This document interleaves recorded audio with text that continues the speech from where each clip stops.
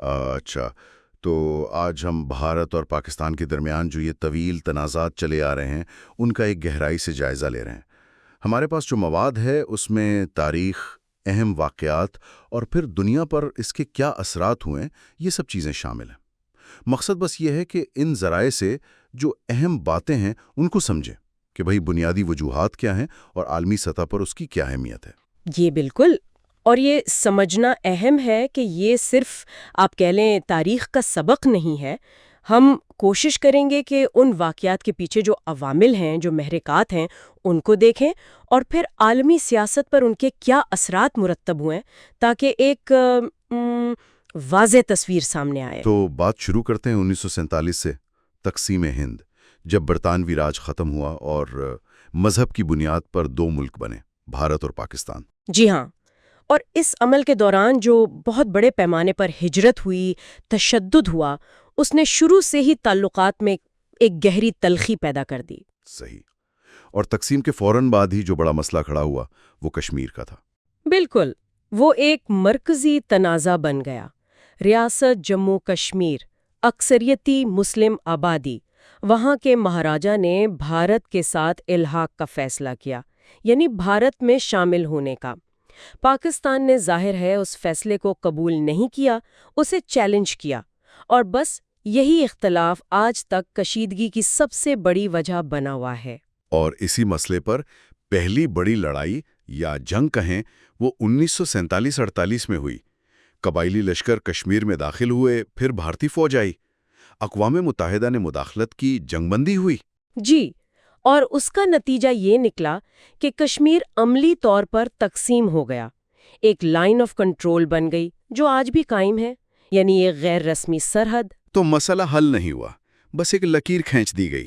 بالکل، ایک طرح سے مسئلہ وہیں کا وہیں رہا، بس ایک نئی زمینی حقیقت سامنے آ گئی۔ اچھا، پھر 1965 میں ایک اور جنگ ہوئی، اس کا بھی بنیادی نقطہ کشمیری تھا، ہے نا؟ جی ہاں، محور کشمیر ہی تھا۔ یہ جنگ بھی کسی واضح نتیجے کے بغیر ختم ہوئی۔ پھر تاشقند میں معاہدہ ہوا، سوویت یونین نے ثالثی کی، اور دونوں ملک جنگ سے پہلے والی پوزیشنز پر واپس چلے گئے، یعنی ایک اور فوجی ٹکراؤ، مگر بنیادی مسئلہ جوں کا تیوں رہا۔ لیکن 1971 کی جنگ وہ مختلف تھی، اس کا تعلق مشرقی پاکستان سے تھا۔ جی، وہ بالکل مختلف تھی۔ مشرقی پاکستان، جو اب بنگلہ دیش ہے، وہاں سیاسی بحران تھا، خانہ جنگی کی سی کیفیت تھی۔ بھارت نے وہاں فوجی مداخلت کی، اور نتیجہ بہت واضح تھا۔ پاکستان کو شکست ہوئی اور مشرقی پاکستان ایک الگ ملک بن گیا، بنگلہ دیش۔ اس نے نہ صرف خطے کا نقشہ بدلا، بلکہ جنوبی ایشیا میں جو طاقت کا توازن تھا وہ بھی کافی حد تک بھارت کے حق میں ہو گیا۔ اور پھر زیادہ دور نہیں، 1999 میں کارگل کا واقعہ پیش آیا۔ پاکستانی فوجیوں نے لائن آف کنٹرول پار کر کے کارگل کی چوٹیوں پر پوزیشن سنبھال لی۔ جی، اور پھر شدید لڑائی ہوئی، بھارتی فوج نے وہ علاقے واپس لیے۔ یہ تنازع اس لیے بھی بہت خطرناک سمجھا گیا کیونکہ یہ دونوں ملکوں کے ایٹمی طاقت بننے کے صرف 1 سال بعد ہوا تھا۔ بالکل۔ اچھا، ان جنگوں پر عالمی رد عمل کیسا رہا؟ کیا وہ وقت کے ساتھ بدلا؟ ہاں، بالکل بدلا۔ دیکھیں، سرد جنگ کے دوران، جیسے 1965 اور 71 کی جنگیں، اس میں امریکہ اور سوویت یونین کا کردار بڑا واضح تھا۔ لیکن 1999 تک صورتحال کافی بدل چکی تھی۔ اب دونوں ملکوں کے پاس ایٹمی ہتھیار تھے، تو عالمی برادری زیادہ محتاط ہو گئی تھی۔ فوراً دباؤ ڈالا گیا کہ جنگ بندی ہو۔ یہ ایٹمی ہتھیاروں والا پہلو تو واقعی بہت اہم ہے۔ 1998 میں پہلے بھارت نے، پھر پاکستان نے ایٹمی دھماکے کیے۔ اس نے تو جیسے پورے خطے کی اسٹریٹجک صورتحال ہی بدل دی۔ یقیناً، اس نے ایک طرح کا جسے کہتے ہیں نیوکلیئر ڈیٹرنس، یعنی جوہری روک تھام، وہ قائم کر دی۔ مطلب یہ کہ اب دونوں ملک کوئی بہت بڑی مکمل جنگ چھڑنے سے پہلے 100 بار سوچتے ہیں، کیونکہ تباہی کا خطرہ بہت زیادہ ہے۔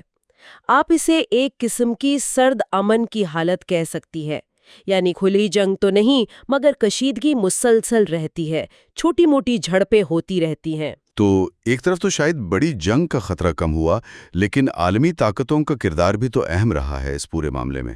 سرد جنگ کے زمانے میں کیا تھا؟ اس وقت تو بڑی واضح تقسیم تھی۔